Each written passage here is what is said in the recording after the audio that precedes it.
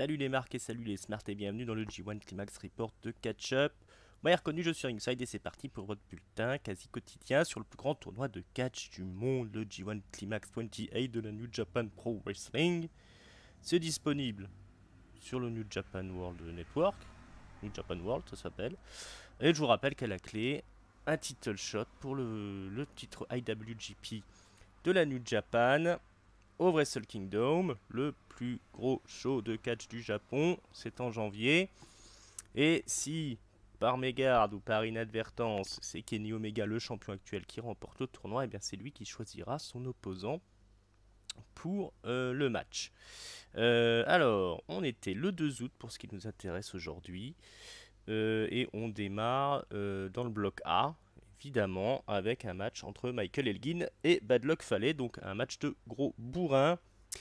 Elgin est blessé, hein, il a une épaule complètement strappée, je crois qu'il s'est blessé un muscle. Donc, c'est pas ça qui va arrêter ce bon vieux Elgin, qui va être très très stiff hein, face à Bad Luck Fale. Combat de bourrin, comme je vous dis, donc des grosses lariats, hein, des grosses souplesses, il va tout sortir Michael Elgin, tout ça avec un bras hein, quand même très très impressionnant. Évidemment, comme on est avec les Tonga, ben, t'as intervention de Tamatonga en fin de match alors que Elgin était pas loin de la victoire. Disqualification après des coups de chaise pas vraiment très stiff de Tamatonga. C'est la victoire donc de Michael Elgin qui marque 2 points. Bon, dans l'ensemble, c'était un joli petit match avec une jolie démonstration d'Elgin, puis un Fale qui était plutôt présent. 3 étoiles pour ce qu'on va qualifier d'opener pour cette journée. On enchaîne avec un autre match très sniff, puisque Hangman Page affronte Makabe. Encore une grosse démonstration de Hangman Page. Et un Makabe qui est en mode professionnel, hein, c'est-à-dire qu'il va assurer le match bien comme il faut. Après sa contre-performance face à Bad Luck Fale, on sent aussi que Makabe est pas au top. Hangman Page, lui, il a l'air assez bien. Mais en tout cas, le match est très bon, c'est aussi bien stiff. Et ça se termine sur un bel enchaînement de Hangman Page qui enchaîne donc, hein, parce que c'est un enchaînement, son slingshot lariat et son Rite of Passage pour la victoire. J'aime pas du tout le Rite of Passage comme finisher, mais en tout cas c'est efficace. Ça lui permet de clouer les épaules au sol de Makabe, qui est un ancien gagnant du G1 Climax, un ancien champion LWGP. Donc c'est pas rien pour Hangman Page, qui marque 2 points et qui nous fait un joli match. Moi j'ai mis 3 étoiles, 3 quarts. C'était bien sympa, belle performance de Hangman Page qui arrive à avoir quand même la foule derrière lui alors qu'il est face à Makabe qui est quand même un des catcheurs les plus populaires du Japon. Aussi un bon match derrière, Yoshihashi, hein, le désespéré Yoshihashi, affronte Switchblade. Switchblade qui est encore en position pour gagner le tournoi. Hein. La plupart de ceux qu'on a eu, tous ceux qu'on a eu avant qui sont affrontés, eux sont éliminés, on va dire. Hein, ils ne pourront pas gagner le tournoi, Yoshihashi non plus. Mais Switchblade, lui, il est encore bien placé pour y arriver. Et après un match très disputé, un match encore une fois très très bon. C'est la victoire de Switchblade sur le Blade Runner. Malgré tous ses efforts, Yoshihashi n'arrivera pas à vaincre le méchant garçon, le psychopathe du clan Chaos. 3 étoiles et demie pour ce match. Belle perf de Switchblade, hein, décidément, dans ce tournoi. Yoshihashi aussi a enchaîné les bons matchs, même si on sent aussi que Yoshihashi est peut-être partout. Hein. Kevin Kelly nous en parle dans les commentaires. Visiblement, il est blessé d'un peu partout. On sent quand même que les corps sont usés hein, dans ce tournoi. Donc 3 étoiles et demie sur ce match qui était bien cool. Même si les gens sont bien diminués, ils continuent à sortir des gros matchs. C'est quand même assez impressionnant ce G1. C'est pour ça qu'on l'aime. Allez, encore un mec qui est pété de partout, mais qui va nous sortir un gros match. Tanahashi qui affronte Evil. Evil qui n'a pas l'air en forme non plus. Mais ils nous font un excellent match de professionnels. Tanahashi, il est quand même incroyable. Hein. Vu son état physique, vu son âge, de sortir à chaque fois des matchs aussi efficaces. C'est quand même pas banal. On nous rappelle hein, que c'était quand même lui qui a porté la compagnie pendant de nombreuses années, qu'il a amené la compagnie quasiment au niveau où on est. Hein. C'est lui qui a fait le boulot pour monter Okada aussi en tant que top star. Faut vraiment savoir qu'il est devenu l'ace de la compagnie quand elle était au plus bas, hein. La New Japan Pro Wrestling, il y a une période où ils avaient envoyé leur catcheur. C'était à l'époque Anthony Inoki, qui était un petit peu le general manager, on va dire, le patron. Et il avait décidé d'envoyer ses catcheurs affronter des mecs du circuit de Mixed Martial Art, hein, de MMA.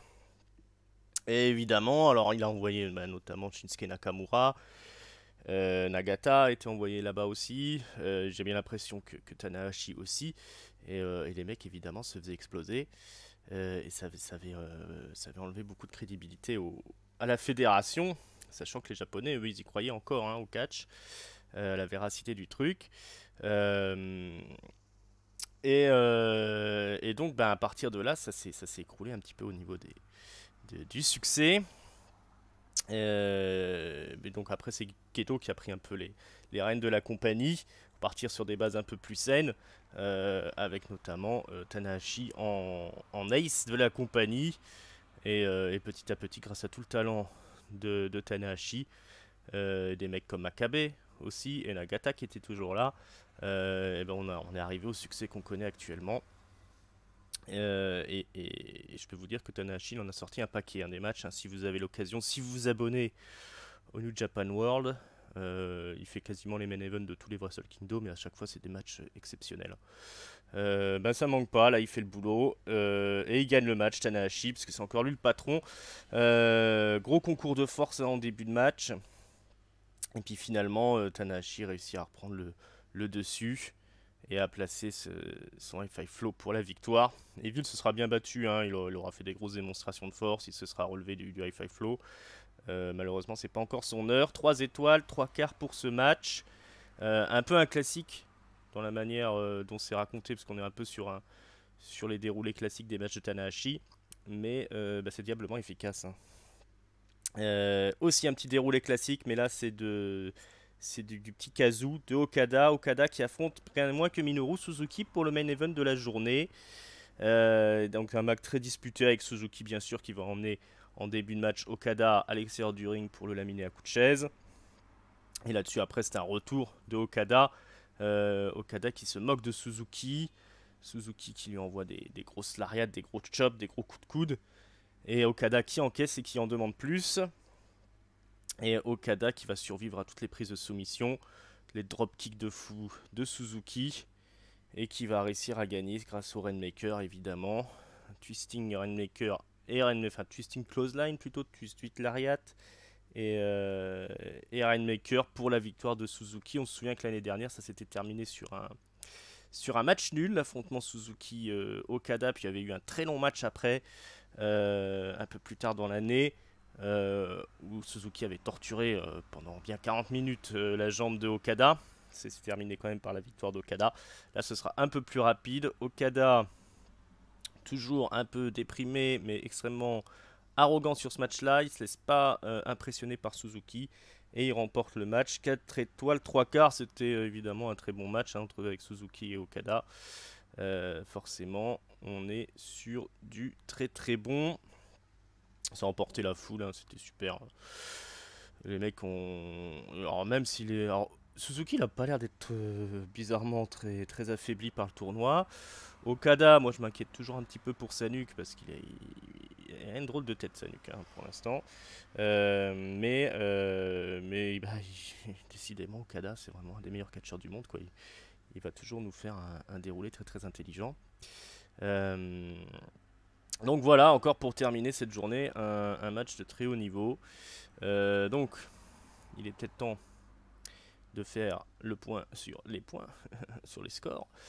Alors, il y a des gens qui sont plus dans la course, hein. Yoshihashi, par exemple, à 2 points, c'est fini pour lui. Eggman Page, c'est fini. Togi Makabe, c'est fini. 4 points également, hein. Bad Luck Fale, Michael Elgin, Minoru. Non, Michael Elgin et Bad Luck Fale sont à 6 points, c'est fini pour eux. Minoru Suzuki est à 8 points. Après sa défaite contre Okada, c'est fini pour lui. Tout comme Evil, qui est à 8 points aussi. Toutes ces personnes sont éliminées. Reste dans la course Jay White, qui a 10 points. Switchblade, hein, qui grâce à ses nombreuses tricheries, hein, ces fameux low blows, est toujours en course. Il est au même niveau à 10 points que Kazuchika Okada, qui fait la remontada de l'année, hein. Après 2 défaites, il n'a fait que gagner. Mon favori, hein, Okada pour le tournoi. Et en tête, Hiroshi Tanahashi, 12 points. Grosse performance de Tanahashi. Décidément increvable. Voilà, bon, alors j'ai un peu de retard, hein, sur l'édition des podcasts. Vous m'en excuserez, mais il fait très chaud. Normalement, je vais peut-être vous remettre un autre résumé dans la journée si j'ai le temps de regarder la journée qui me manque. Et puis pour le reste, bah, vous savez quoi faire, hein. Si vous découvrez la chaîne, il suffit de vous abonner, hein, c'est facile, vous cliquez sur la cloche, comme ça vous avez les informations sur tout ce qui sort. On a une review de la semaine WWE qui est sortie. N'hésitez pas à aller la checker. On parle de SmackDown, on parle d'Euro, on a eu des petits soucis techniques, mais dans l'ensemble, c'est plutôt une bonne émission. Et puis, sûrement un ex tout seul qui devrait débarquer dans le week-end, alors que je suis en train de mourir de chaleur. Voilà, abonnez-vous, likez, partagez. Et puis on se dit à très bientôt. Ciao ciao les amis.